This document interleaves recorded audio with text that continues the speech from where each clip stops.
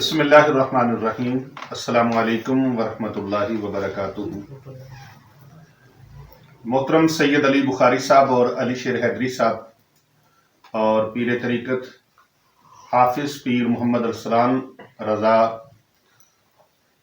حنفی رضوی سیفی مجددی صاحب، اس پوری ٹیم اور ان کے ساتھ پیر زادہ شاہ محمد حسنین رضا سیفی صاحب، اس ٹیم کا دن رات کا مشن ہے کر بھلا ہو بھلا ہوگا بھلے کا بھلا۔ آج ایک جو ویڈیو آپ کے لیے تیار کی جا رہی ہے وہ بچوں کے قد بڑھانے کے لیے ہے۔ اگرچہ اس پر دو پہلے بھی ویڈیو موجود ہیں، لیکن یہ عمل بڑا ہی مختصر ہے اور بہت چھوٹا سا ہے، بہت آسان سا ہے، ہر کوئی کر سکتا ہے۔ جن کے بچوں کی گروتھ نہیں ہو رہی، جن کے بچوں کے قد نہیں بڑھ رہے، وہ ان کی نشو و نما دیکھ رہے ہیں کہ بڑھ نہیں رہی، ان کے لیے یہ بڑا خوبصورت عمل مبارک ہے، بڑا عالیشان ہے۔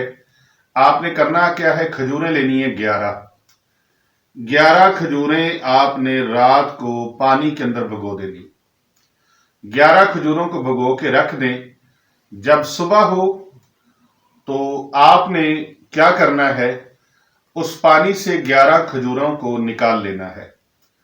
نکالنے کے بعد ان کی گٹلیاں جو ہیں کھجوروں کی وہ باہر نکال لیں اور ان کھجوروں کو اسی پانی کے اندر دوبارہ سے ڈال دیں، اور بیچ میں آپ دودھ ڈال کے اس کا شیک تیار کر لیں، کھجور والا ملک شیک تیار کر لیں۔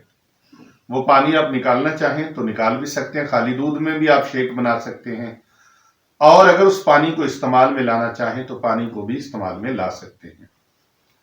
یہ شیک آپ چند دن تک پلائیں، 2 سے 3 ہفتے، انشاءاللہ تعالی آپ کو اچانک سے بچوں کا قد بڑھتا ہوا نظر آئے گا۔ وہ بچے جن کو آپ دوائیاں دلا دلا کے تھک گئے ہیں، جن کو آپ میڈیسن دلا دلا کے تھک گئے ہیں، وہ بچے انشاءاللہ تعالی کھجور والا یہ ملک شیک پلانے کی برکت سے ان کے قد جو ہیں وہ اچانک اس طرح بڑھیں گے جیسے سرو کا درخت بڑھتا ہے۔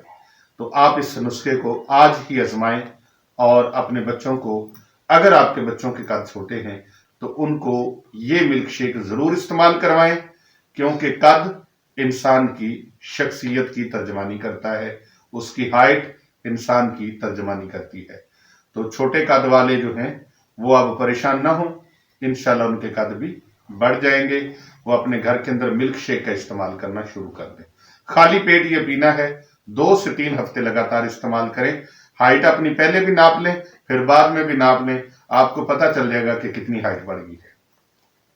وما علینا الا البلاغ المبین۔